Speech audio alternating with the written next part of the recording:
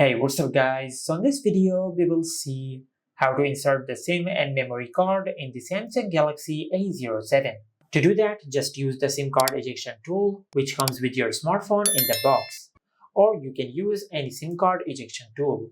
Now just insert the SIM card ejection tool in the SIM card tray hole at the side of your smartphone.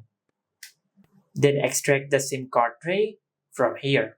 And as you can see, the Samsung Galaxy A07 have a dedicated SIM card tray, which means that you can add two SIM cards and a memory card over here, just like that. As you can see, this is the slot where you can add your SIM card.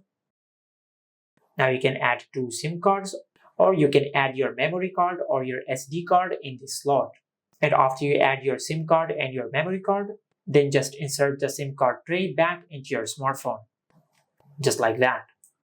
And this is how you can insert SIM and memory card on the Samsung Galaxy A07. Make sure to like, comment, and subscribe. Thank you for watching.